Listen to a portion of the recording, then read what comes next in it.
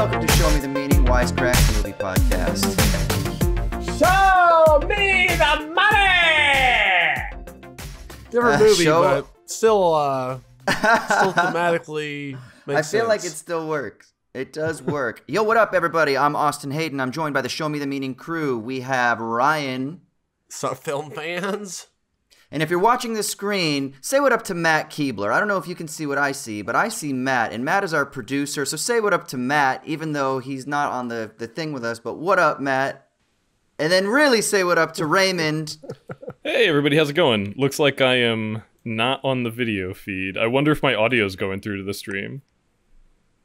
I think you're on now. We'll figure. Maybe you're not. I mean, Yeah. I can hear. Oh, there I am. Hey, everybody. There it is. What up, everybody? Should have left me out of the picture.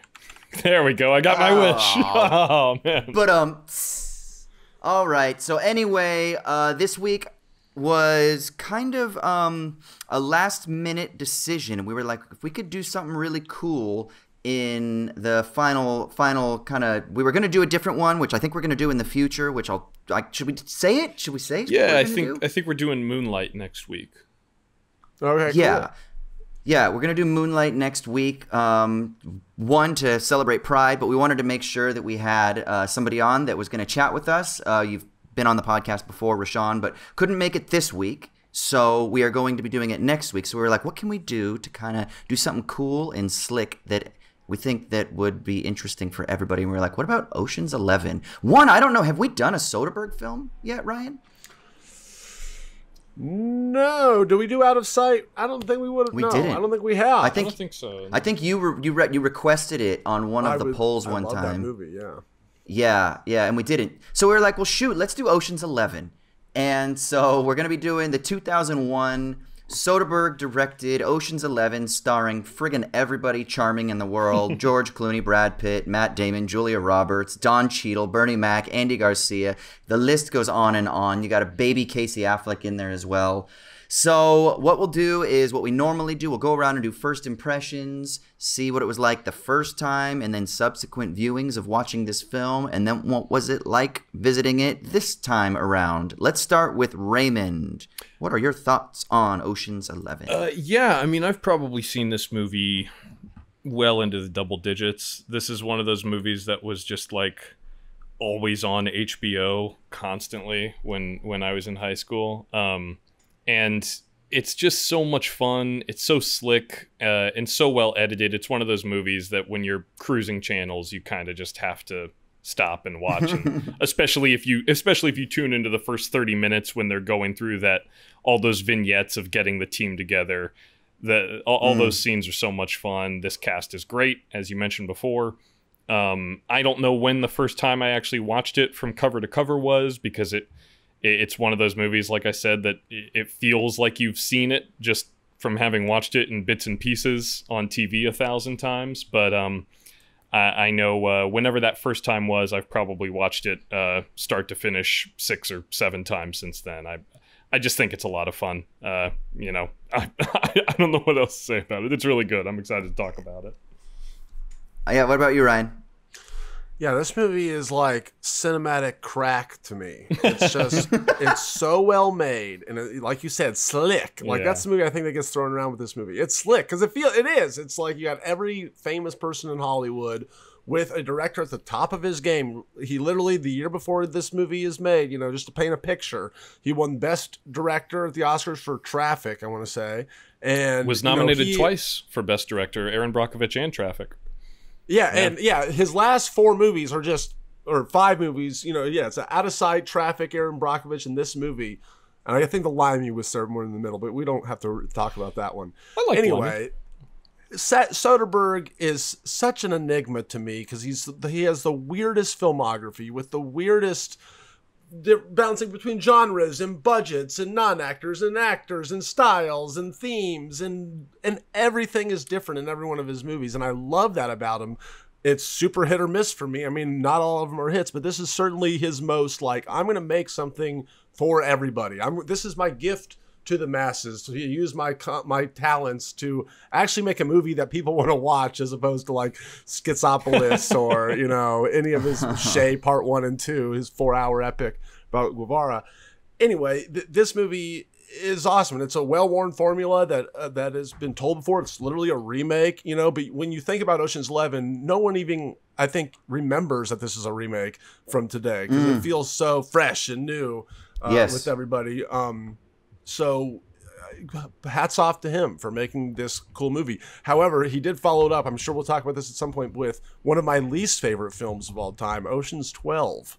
But then brought it back home at the end with Ocean's 13, which I think is perfectly watchable. Not as good as Ocean's 11, but that's a different podcast. Yeah, it's interesting. We can talk quite a bit. I think we should, as much as possible, talk about Soderbergh and his directing style once we get on the other side, because I think that's what makes this film work. Yeah, I like Raymond, I don't remember the first time that I saw this film. It kind of, I think I've seen it so many times, or I've seen parts of it so many times, that it just has, like, as weird as this sounds, it's like it's just always been. Like when I don't remember a time before it in my life, if that makes sense, right? Like even if I think about myself as a child, I somehow view myself as having had seen Ocean's 11. Like it's just like there are certain films that are just like in my brain. AD, you know? AD stands for After Danny. Yeah, yeah, exactly. So I don't know, and I was a little bit cautious. I was a little bit worried going into this viewing because I was like, the film's 20 years old now, and it's been a few years since I've watched it cover to cover, you know? And I was a little bit like, I know it's slick, and I know it's cool, and I know all that stuff, but like, is it still gonna freaking land? And it was freaking great. And I watched it with someone, and they'd never seen it before, and I was like, how have you never seen this? And this person is in the entertainment industry, so it was like freaking kind of bringing this product into their lives, and it was fantastic. And it was just such an enjoyable experience. It's as fresh as ever. The only thing that gives it away that it's 20 years old, as I was saying on Twitter to Michael Burns, is the cell phones and the computer technology when they're going through the vaults. But even then, the computer technology is still kind of slick. So for that time, so I don't know. It just feels like it's one of those timeless films. I guess people say that all the time, but I think it's still going to be fresh 50 years from now. I think people will still find enjoyment out of it. And then for me, what was most interesting, and again, we can talk about this after the synopsis, was that I was thinking a lot about like intertextual references as I was watching this. I was thinking about things in cinema that this film is clearly, at least in my mind, was clearly paying homage to or referencing or kind of playing with. And I thought some of those things were kind of interesting as well that I hadn't really noticed previously. And there are a couple films in particular that really stuck out to me that made me think about some of the themes that this film is able to explore that maybe other films in this genre historically were not able to explore, particularly because of the Haze Code. Right? So some interesting things like that we could talk about. But before we start pulling this film apart, let's do a brief recap of the plot, which really is kind of doing a disservice to this film because this film is so much about the style and the flash. But here you go. We'll give the little kind of bullet points here. So, following his release from prison, Danny Ocean needs to get back in the game, so he travels to California to reconnect with his partner in crime, Rusty, to pitch a new heist idea. The plan is to rob 3 Vegas casinos. They decide that they're going to need a great team, though, and, of course, substantial financial backing, so they travel to Vegas to ask for Ruben's support. At first, Ruben says no, but when he finds out that they plan to rob Terry Benedict, Ruben's rival, he agrees. Danny and Rusty then assemble the rest of a team, which is basically an assortment of variously skilled criminals, and they all begin to plan for the big heist, which is 2 weeks away. They start with reconnaissance to learn all the ins and outs of the casino security system, and they even build a mock casino vault in a warehouse where they are seemingly running just for practice rehearsals. During this phase, just practice. During this phase, the team learns that Terry Benedict is dating Danny's ex-wife, and that his motivation for robbing the casinos is not solely about the money, but that emotion is now involved. So Rusty urges Danny to back out, but Danny refuses, so they move ahead with the plan. On the night of the robbery, an elaborate scheme unfolds, ultimately leading to the plan going gangbusters. and $160 million from the casino vault safely makes its way outside the casino and into the possession of Ocean's 11. Danny's arrested for parole violation, but no worries, he's only going to serve a short 3 to 6 month sentence. And with $160 million being split evenly 11 ways, the team individually go their separate ways. A few months later, Danny is released from prison. He's met by Rusty and his now rekindled lover, Tess, and they drive off, being followed by Terry Benedict's bodyguards. End of movie. All right, but before we continue, we've got to give a shout out to our sponsor, Storyblocks. Look, if you're a creator, whether it's doing audio work, say for a podcast, or whether it's video work, say for a YouTube channel, like you want to be the next Wisecrack, head over to Storyblocks because you can get access to an unlimited library of over 1 million royalty-free, high-quality video, audio, and images through cost-effective subscription plans. I'm a creator not only with the Wisecrack brand, but also in my own right. I do freelance work, whether it's in film, music video, etc., etc. And finding good sound effects, finding good B-roll is always a pain in the butt because you got to pay royalties and things like that, which is why Storyblocks is so rad, because you can have access to an endless supply of, like I said, videos, even effects. Like if you're doing an After Effects project and you need something funky to kind of spice up the frame or to add in some sort of cool effect that's gonna just kind of add that extra oomph to whatever it is that you're trying to produce, then you can get all that good stuff over at Storyblocks. So head over to storyblocks.com/wisecrack. That's storyblocks.com/wisecrack, or you can click the link down in the show notes and you can get all kinds of information, and then you can get access to their unlimited plans, which is what I use, and it's freaking awesome. So yeah, Storyblocks, get it. Make cool art. Now back to the show. Okay, so how do you start on a film like this, right? I had a couple friends that were like, what are you even going to talk about? Because it's not like a film that wears its themes on its sleeves like some films, right? Like it's not like a Wachowski film or something like that, where it's clearly a philosophical essay in the guise of the moving image. So what do you think? What's the first thing when someone says Ocean's 11? What do you think? Teamwork. I think getting the band together, you know, that's half the movie. Is just meeting all. It's an ensemble piece, you know. It's like I think even Ted Griffin, the screenwriter, had said he based some of it on like The Great Escape or Magnificent Seven, where it's just a bunch of dudes trying to make a plan, and then you watch them. You know, you see them plan out the plan, you see them set up for the plan, you see them carry out the plan, and then, oh shit, the plan didn't go according to plan. And then you watch them adapt for the new plan. And then the movie ends, and it's a very satisfying thing almost every time if they do it right. And Soderbergh did. Yeah. What do you think? Yeah, I think this is a great example of not only a really fun movie, but also a really good example of what a remake can be at its best.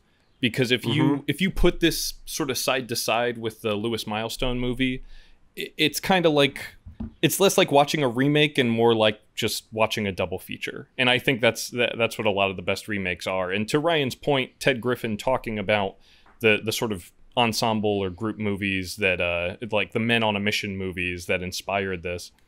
I think it is really smart about how I think he also said that he never, like every 10 pages he needed to bring some, like his sort of rhythm on this was no one should be gone from the movie for more than 10 minutes at a time.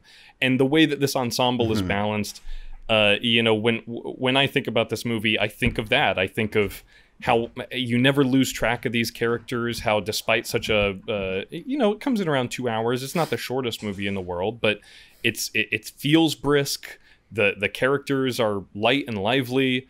You like all of them. You're rooting for all of them. None of them seem underdeveloped or given short shrift. And I think maybe that, you know, that the credit for that can go to, I think, a real crackerjack script from Ted Griffin, but also you just can't compete with this cast. I mean, it's so great when you can just put like Bernie Mac in a role this size and he's gonna make a total meal out of it every time he's on screen. Like that goes such a long way. If you had lesser actors playing these roles, they may not be as memorable. Austin, But people try this all the time. Yeah, no, I was going to say people try ensemble films all the time, and most of the time, I would say, they kind of fall flat, don't they? No, depends. Give me an example. Like what? Well, in my mind, I'm thinking of all of those like Love in New York. What are they called? Like Valentine's Day, sure. The Gary Marshall, or New Year's Day. Yeah, they make like 100 of those, man, and they just, I don't know, they just don't seem to work. It's almost like I mean, the project of those movies is quite different from the project of a movie like this. And I think it's far more instructive to look at something that this movie is actively kind of standing in the shadow of, something like, for example, if you listen to the commentary with Soderbergh and Ted Griffin, he talks about how despite loving The Dirty Dozen, you only really get to know like half of The Dirty Dozen. The other guys are all just kind of there. Yeah. And he was saying that that there is this sort. We talked about it maybe on the Street Fighter episode as well. That when they were pitching that movie, the screenwriter on it basically got the producers on board with like max 7 fighters because he told them that's all the audience could keep track of at one time. And then as the movie progressed, they just kept cramming more and more fighters in there until the movie just sort of collapsed under its own weight a little bit. But yeah, I think this ensemble, it works for 2 reasons. Like I said before, it's really well written and it's really, really well acted. And none of the characters are written as second place characters, you know, like George Clooney, Brad Pitt, Matt Damon, maybe they're the stars of it, but just because we spend the first 20 minutes with them while everyone else is just being introduced. But once everyone's in the mix, it is a pretty, I would say, a fairly even balance, and that goes a long way to making it work. Austin, I'll give you something we could talk about with this thing. It's like you know, one thing we haven't mentioned yet, you had said that they're all fun, likable characters, but these are all, remember, criminals. They're all like rogues. they're anti-heroes, theoretically. But there's a class element to this that I think Hollywood especially loves, where it's like, all right, we're cool with watching these criminals and bad guys and thinking that they're, you know, fun, cool dudes and like their lifestyle if they're going after a worse criminal, right? Which in this case we see as the big head honcho of the casino, Andy Garcia or whatever. So it's like, yeah, it's kind of a Robin Hood little man going against the big guy situation, even though it's a bunch of, you know, guys in and out of jail for petty theft and stealing and all sorts and worse things, but they're just going up against a guy who theoretically we hate more, you know, in the context of the film. Soderbergh even said that he was attracted to this project specifically because he thought it would do well with an audience because everyone's been ripped off by a casino before, and that no one's gonna feel bad about a casino getting ripped off. Right? Who can fuck the house, man? Yeah, as a gambler, I 100% agree with that too. But to that end, Austin, there's a book. No, yeah. So there's a book called The Philosophy of Steven Soderbergh, and there's an essay in there called "Competing Modes of Capital in Ocean's 11." And it's written by R. Palmer. So, but the book is just called The Philosophy of Steven Soderbergh for anyone that's interested. It's a bunch of like an assortment of philosophical essays. But so the essay starts with this. It starts with why not do it? Because yesterday I walked out of the joint after losing 4 years of my life, and you're cold decking teen beat cover boys because the house always wins. You play long enough, you never change the stakes. The house takes you, unless when that perfect hand comes along, you bet big, and then you take the house. And then this essay goes on to kind of talk about what the real tension is. Like the macro tension is you've got the crew, let's say, getting the band back together in the middle, but then you've got, on one hand, you've got old Vegas that kind of maybe represents old money, old capital in the form of Ruben. And then you've got New Vegas in the form of Terry Benedict, who's like this slick European financier guy whose schedule is perfect and all this other stuff. And so what you have... he's a machine. And he's a machine, right? You've got like this triangulation of like new, efficient, financialized capital in the form of Benedict. And then like old school muscle. He plays a little bit dirty, probably part of like some sort of organized crime syndicate, Ruben, right? Kind of guy. Like if you've been to Vegas, his casinos aren't on the strip. His are the ones that are in the old part of Vegas, right? Like that's That's Fremont Street. That's him, right? And then you've got the crew, and they kind of serve kind of in between these two. But like you said, Ryan, they're kind of like lesser criminals, but they're still the ones we root for because they're kind of pulled in this transitional stage of American capital, American money, American wealth that Vegas has kind of like always been a beacon of, you know? You get that notion from Elliot Gould that, like, you know, there used to be some honor in being a crook. Like, that's right. Now it's all just people doing numbers on a computer. They don't even have to get their hands dirty. Yeah, and if you want to synthesize, you know, the quote-unquote American dream is just, you know, a bunch of people trying to come over, make a quick buck. It's like, Vegas is the American dream on crack, and you're just like, yeah, I'm going to come over and I could win big or I can lose big, highs and lows, but it's a whole city based on the premise, basically, of America. I was actually dovetailing off of that essay, Austin. I was going to bring up the notion of just relative morality in general, which is something you kind of see, not necessarily in all of his works, but there is a sort of through line, you know, starting with Sex, Lies, and Videotape, sort of nibbling around the edges or the gray areas of morality, like characters.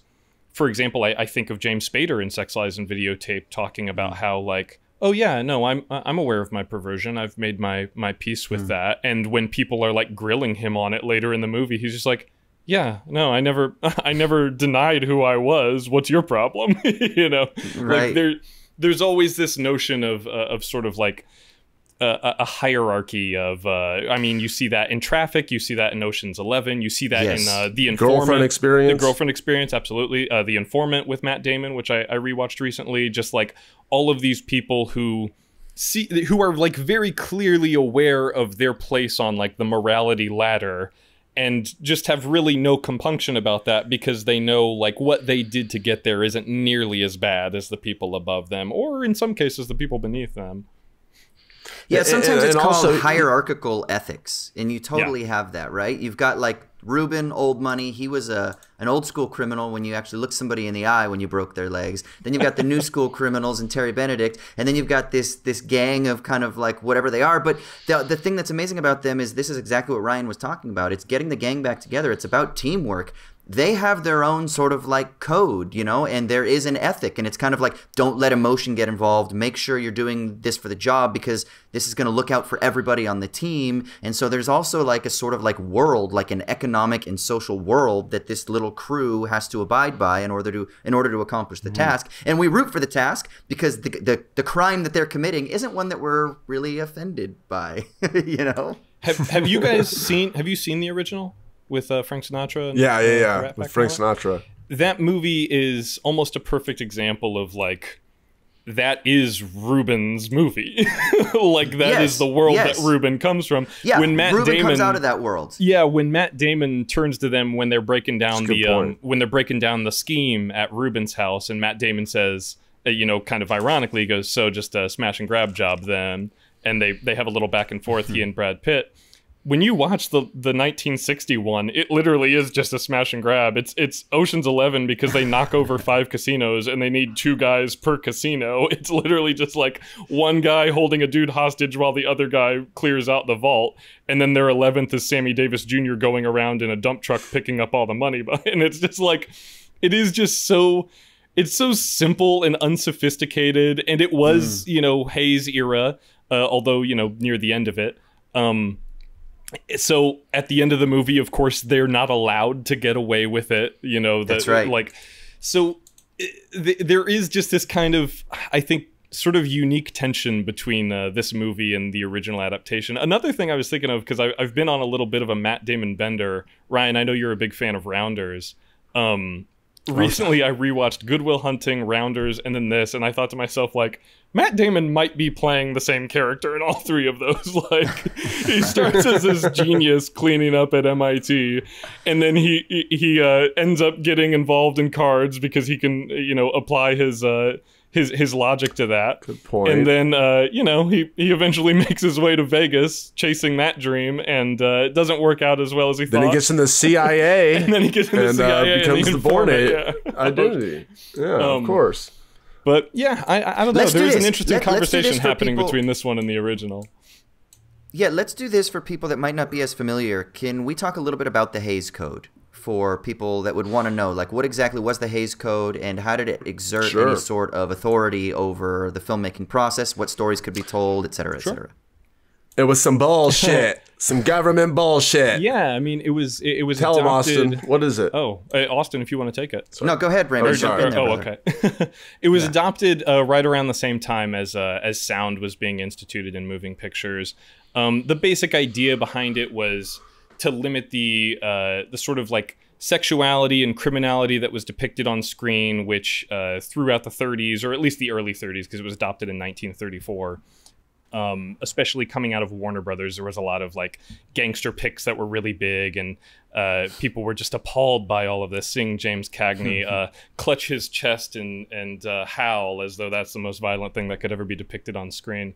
It lasted until like 1968. It wasn't really all that well enforced near the end of it. To wit, the original Ocean's 11 has a good handful of pretty racy stuff, and even though it's not like putting really like racy or risque things on screen, there is a lot of stuff where they're just saying explicitly, sexual things out in the open. So it was kind of falling apart. But if you want to read a really good book about it, or not necessarily about the Haze Code, but Pictures at a Revolution by Mark Harris, which covers the 1968 Oscar race, which was Guess Who's Coming to Dinner, The Graduate, In the Heat of the Night, Bonnie and Clyde, and Dr. Dolittle, kind of representing the old guard. That book is kind of about how like the Haze era sort of was falling apart in real time, and how this whole wave of movies kind of came out all at once to sort of like show at the door and usher in the new Hollywood era that was more driven by personal auteur visions, things that you could not see on screen for the past 3 decades. A lot of pent-up demand for sex, drugs, and rock and roll. Sorry, go ahead. Yeah. Go ahead, Austin.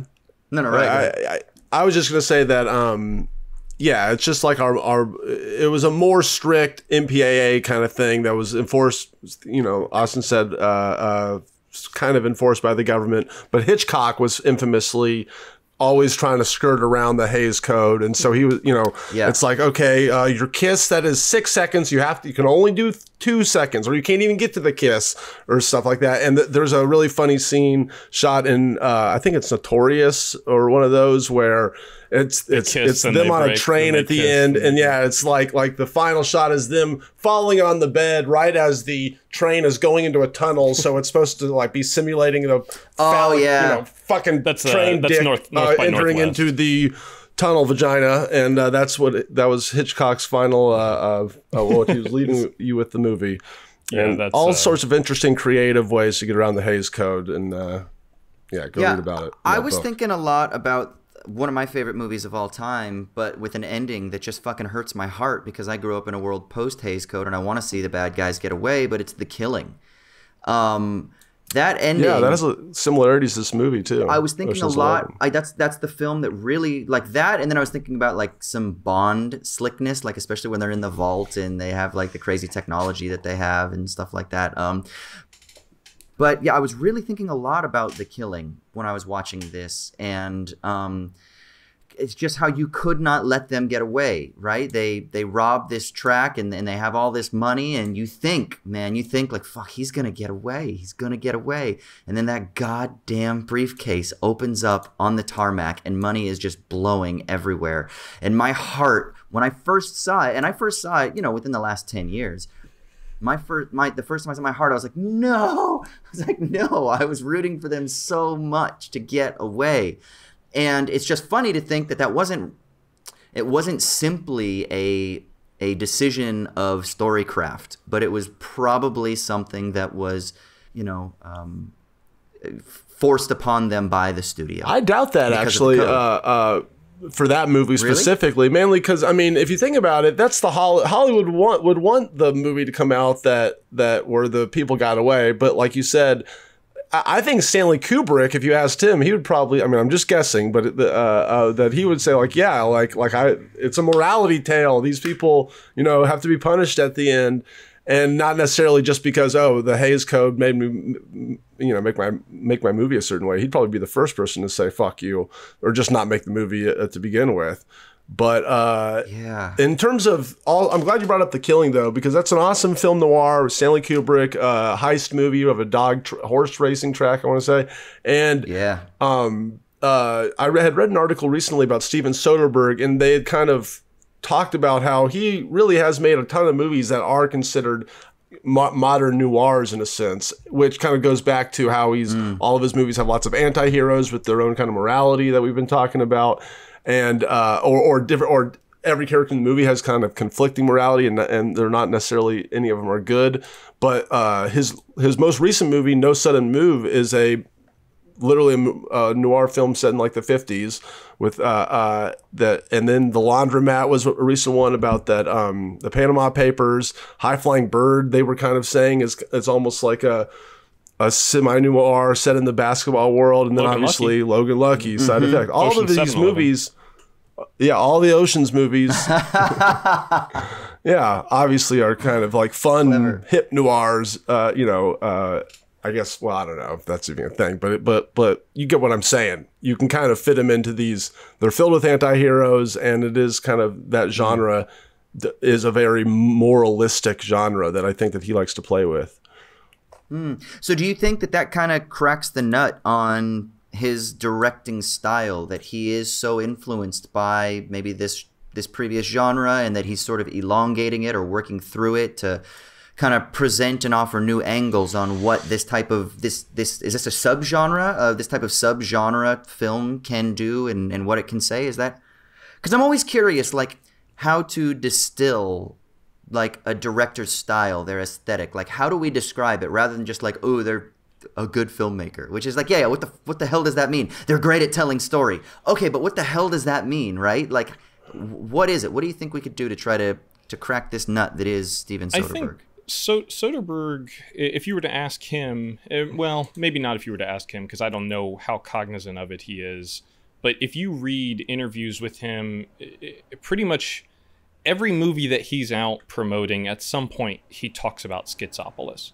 Like, that movie seems like the Rosetta Stone for Steven Soderbergh, just as a filmmaker, because that is, whether he's working on something like Ocean's 11, which has a huge budget, or he's doing Unsane, which was shot on an iPhone, he always talks about the lessons that he learned doing Schizopolis, which was this sort of like, you know, weird primal scream, deeply personal thing that he just had to work his way through when he was in a creative rut.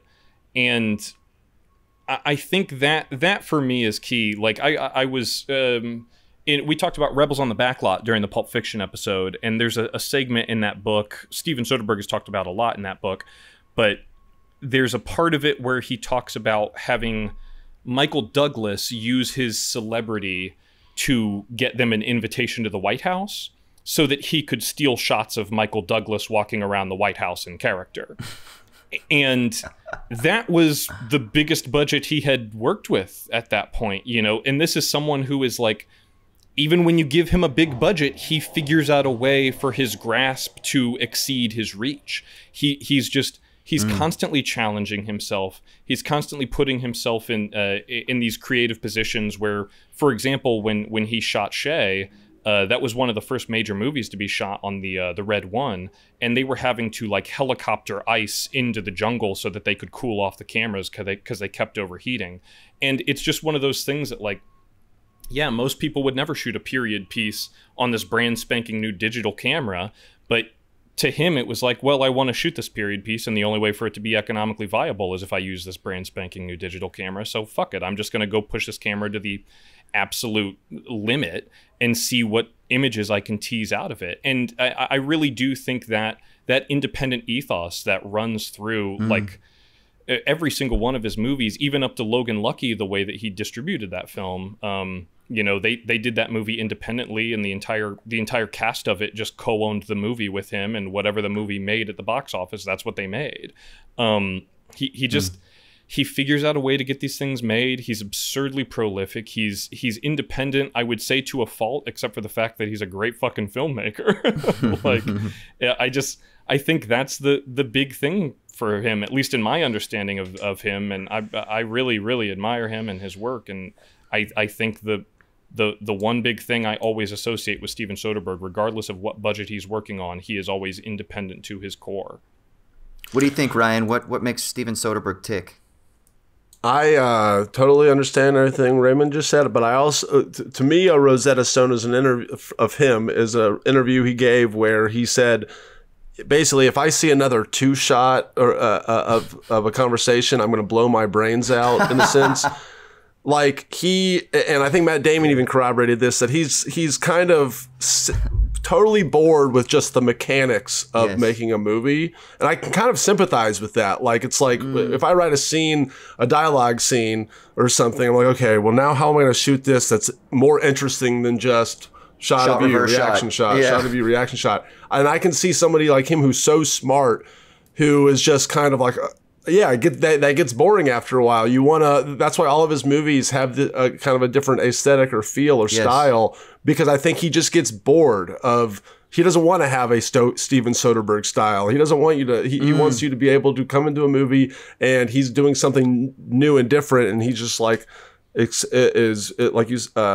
rogue and experimental and DIY enough to want to be able to throw something up and see what sticks, as opposed to just trying the same old thing that always happens. That's why he's an enigma to me, because I literally never know what mood he happens to be in, that what kind of movie he's gonna make, because it's always completely just different and off the wall and weird. And that's probably why Ocean's 11 is so damn fresh 20 years later, because it was a film from the future, so to speak, right? Because if he's challenging conventional filmmaking techniques, whether it's through editing, pacing, whether it's through certain types of dialogue where nothing is said but everything is said. Like, literally, one of my favorite scenes in the history of cinema is the bar scene where George Clooney is talking to Brad Pitt and he's saying, all right, this is how many people we've got. That makes 10. And he's like, do you think we need one more? We need one more? And he's like, you think we need one more?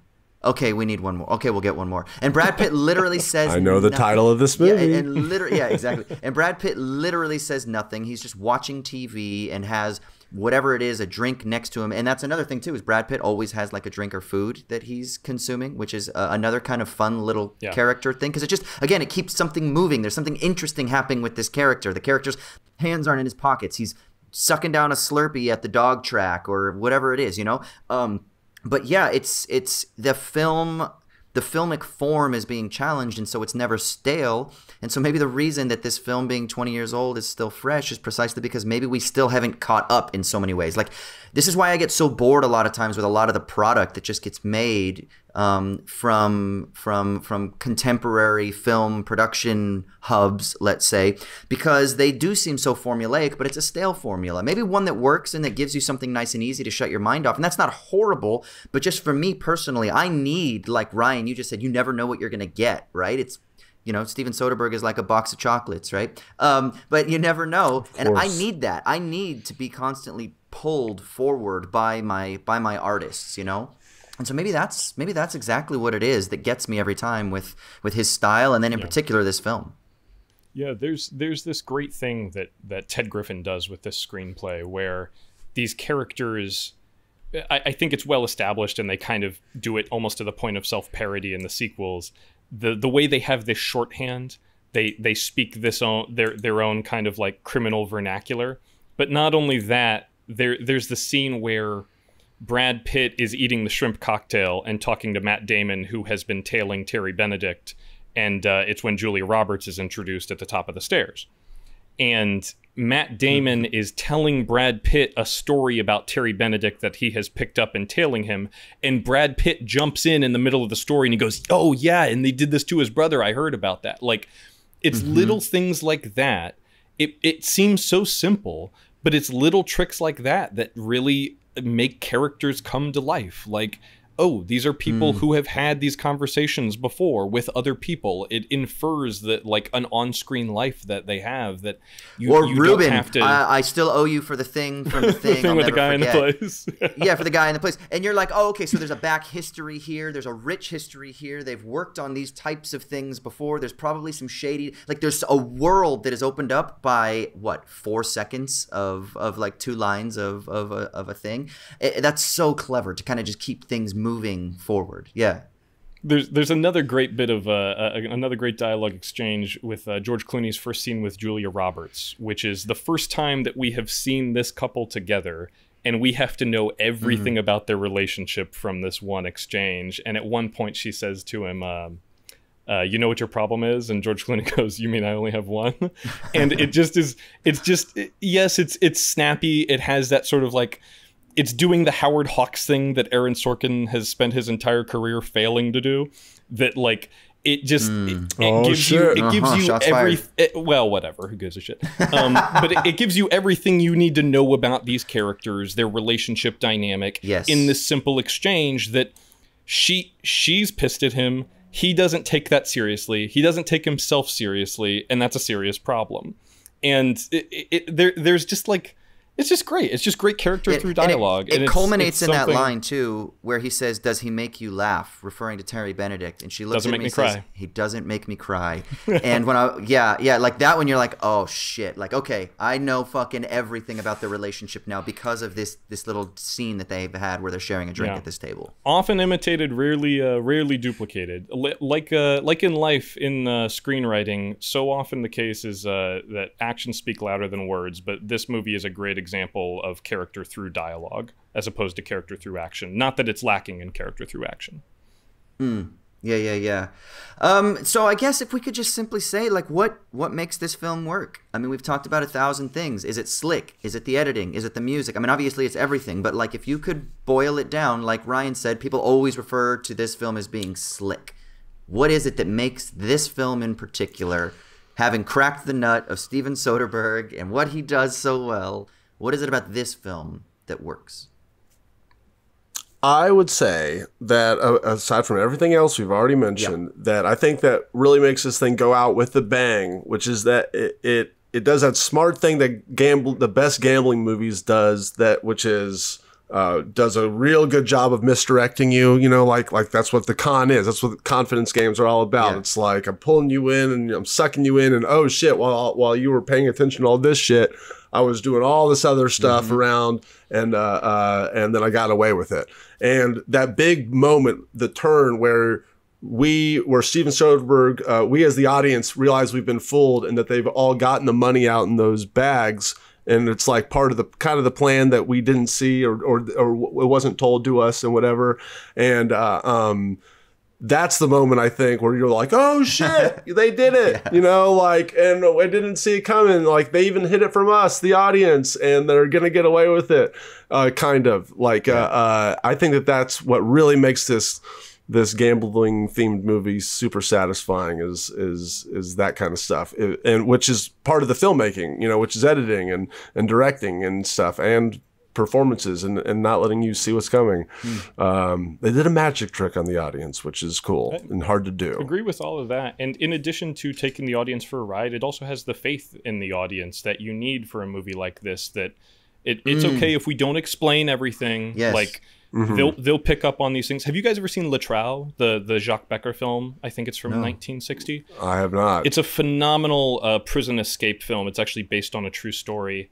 And throughout the movie, when they are the group of prisoners are planning their escape, they're constantly doing these things that will be consequential to their escape, but have absolutely no bearing on the plot or the action or the story or anything in the moment that they're doing them. For example, because they're digging out of the prison and they're underground, they have no sense of time passing because they don't have any light.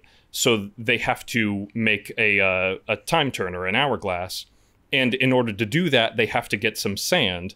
And then in 40 minutes before that ever pays off, you see one character when he's in an office in the prison talking to one of the guards or something. When the guard looks away, he just grabs a handful of sand out of an ashtray and tucks it into his bandana. And they never talk about the sand again until they're using until they're using the hourglass that has sand in it. And it's just one of those great moments that's like, it makes the audience not necessarily wonder what's happening now, but it makes the audience wonder what's going to happen next. And there's a lot of that in Ocean's 11 as well. Yeah. Yeah, that's really interesting. Now, one of the other things, just to kind of like wrap this up, a lot of times you hear people refer to Soderbergh as one of those filmmakers that does like one for him and then one for them and then one for me and then one for them. Do we think that's accurate? And what is the logic behind it? I don't know. I think one of Soderbergh's skills is you need to put food on the table, baby, and you need a job. And you're like, all right, I will do this big budget, A-list star movie, but at some point you got to give me one for me. Give me my bubble. Give me my girlfriend experience. So then, So what are the ones for them? Are the ones for them like the Ocean's films kind of thing, and then the ones for me are girlfriend experience or Schizopolis stuff? Is that kind of what we're thinking? Yes and no, because what I was going to say is that I think one of the, I would agree with that, but the no side of it is that I think one of Soderbergh's greatest skills as a filmmaker is that he figures out how to make the ones for them into ones for him. Like, he really does. He still, it comes back to what I was saying before. He takes Ocean's 11 as an opportunity to play in a bigger sandbox with somebody else's money, but he's still trying new things. I mean, if you listen to the commentary between him and Ted Griffin, it's very clear that he had a hell of a time making this movie. And he talks about how thinking about the edit during shooting, that they would just kind of, for example, there's that great transition where Brad Pitt has the balloons in his car, and then it cuts to Casey Affleck, walking the balloons along the casino hall. So good. When they were shooting the Brad Pitt scene, they didn't have the balloons in the car. And Steven Soderbergh is sitting there thinking to himself, like, oh yeah, the scene's working fine, but I have no clue how it's going to cut into that scene with Casey carrying the balloons around. And then he went over to his AD and he's like, hey, is there any chance we can get those fucking balloons over here as soon as possible? And then they just waited around for 30 minutes until the balloons showed up. And it is that sort of thing where, like, he's never satisfied. He's never going to stop and say, like, oh yeah, that's good enough. There's never a point at which he thinks to himself, like, well, this is just one for the studio anyway. Who gives a shit? I'll just phone it in. There is no such thing as phoning it in for him, which is why I think he had that brief retirement from film for a while, where he was just like, well, technically he's still in that. Oh no, exactly. But it was similar to his Schizopolis break, where I think he just needed to figure out how to be excited about this art form again. And that's what's so exciting about him as a filmmaker to me, is he never loses that passion. Yeah, okay, 30 seconds. Why does the sequel your least favorite film, Ryan? Say that again. I said we got 30 seconds. If this film is so great, why is the sequel so shitty?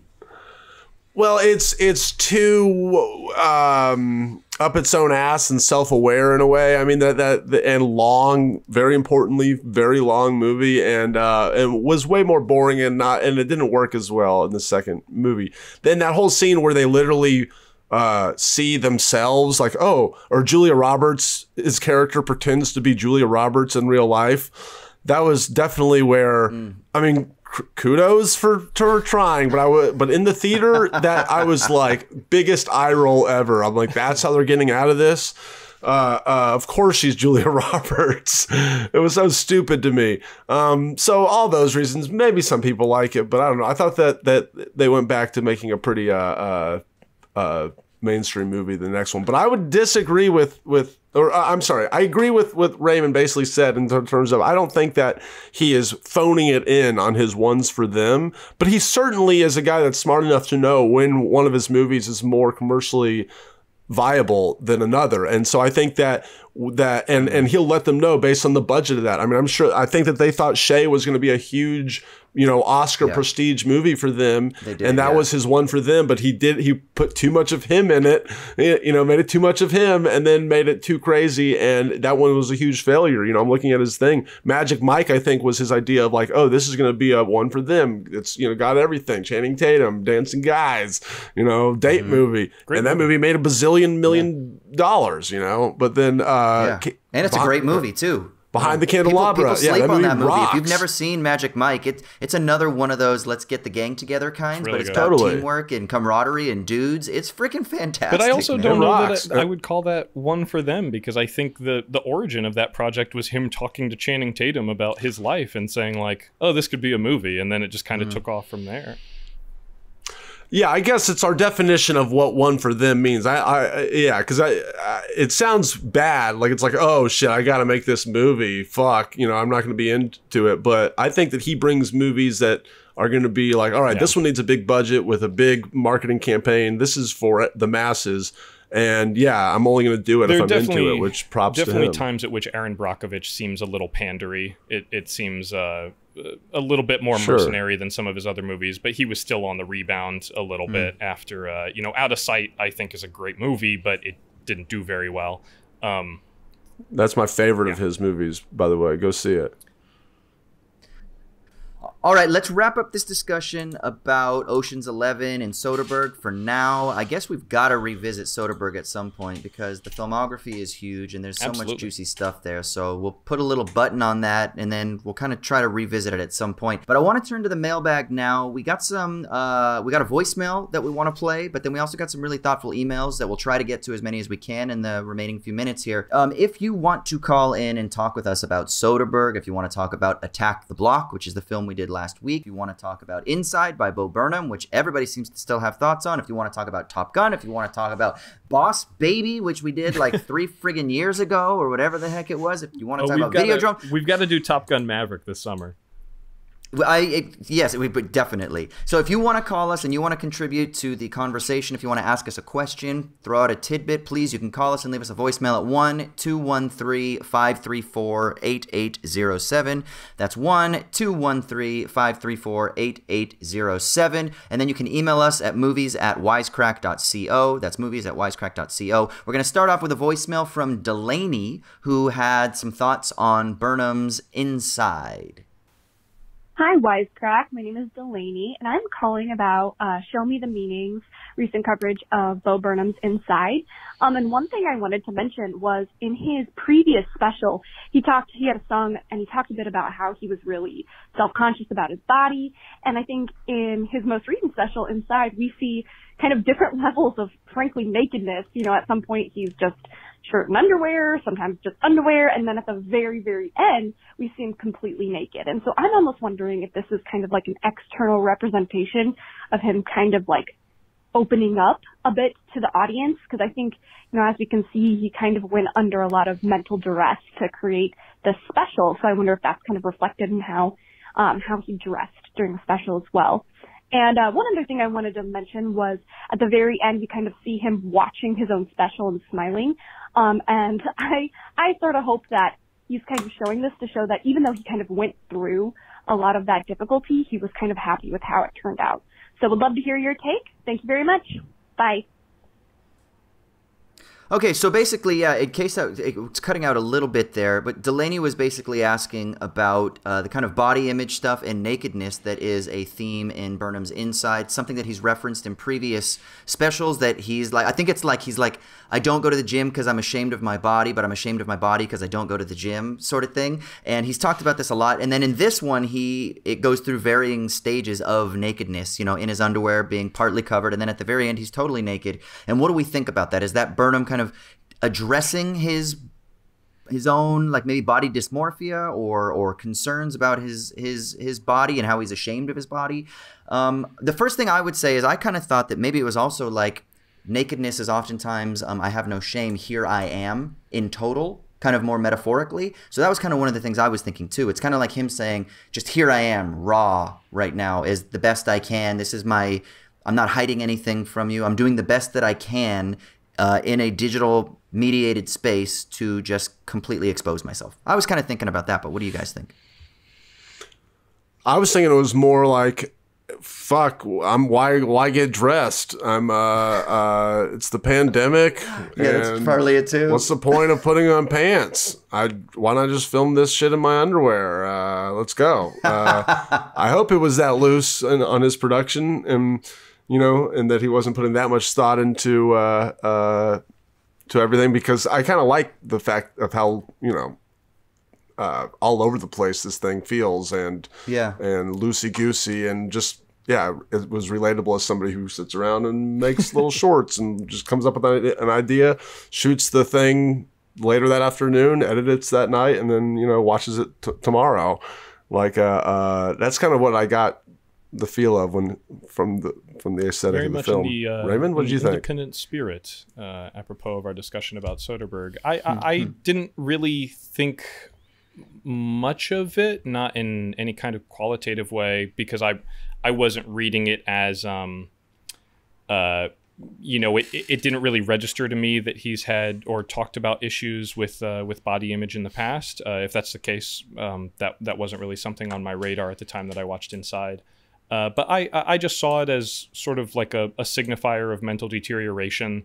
By the end of the movie, he's kind of reverted to this sort of Howard Hughesian state where he's just like confined to this screening room. He's, as Delaney mentioned on the voicemail, he's watching himself on this special. And I do remember in a previous special, he said something to the effect of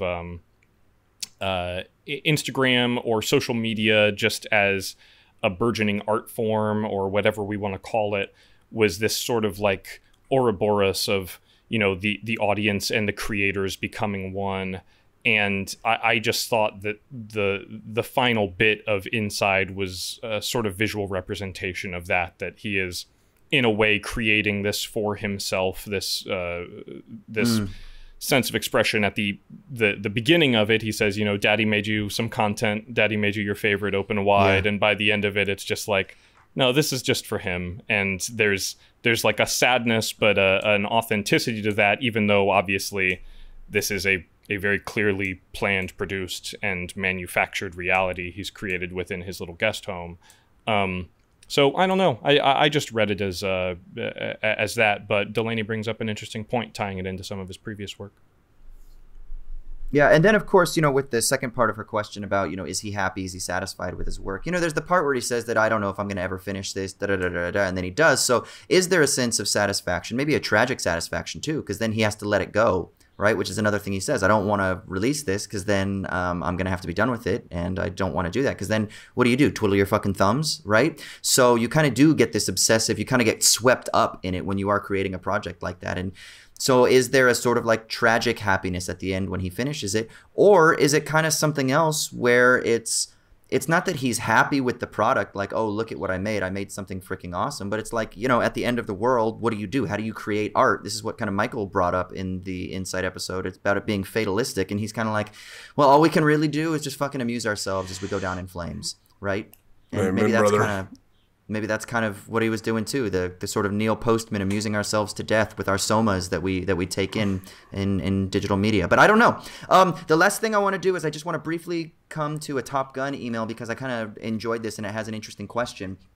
It's from Matthew. Says, hey, Show Me the Meaning crew, on the Top Gun episode, you mentioned that the film was non-committal on who specifically they were fighting. That extends to several purposeful inaccuracies concerning the MiG-28. Firstly, even numbers are not used in MiG designations. Also, all black color schemes are not used for combat aircraft because it makes them much easier to see than, for example, gray. Lastly, they employ the Northrop F-5 as the enemy fighter to utilize live footage, but it would never be mistaken for any MiG aircraft. My question is that under what circumstances do you think technical accuracy should take precedence over narrative clarity or cinematic energy, if ever?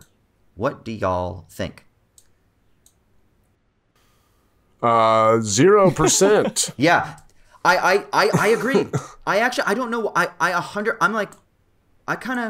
I personally think I'm like, look, film is, even when it's based on a true story, if it's a documentary, it's never quote unquote real with a capital R, right? We're always approximating a sense of reality and emotion, trying to stir something up, expressive of a vision, trying to reach an audience at a shared societal or cultural understanding, something along those lines. But I am totally okay with sacrificing technical accuracy for the sake of like style, you know, and call it a MiG-28 and let it be a Boeing 727. I really don't care because maybe that's funny if you're using like a juxtaposition where you're like, oh, but it's actually not, right? Like it could be for a variety of reasons, but yeah, I don't really care about technical accuracy on this most of the time. in the Top Gun episode, and one of their advisors even said in the making of feature that there is no Top Gun trophy, specifically because if at the real Top Gun they had a trophy, then pilots would constantly be killing each other in the air, like trying to outmaneuver each other and stuff,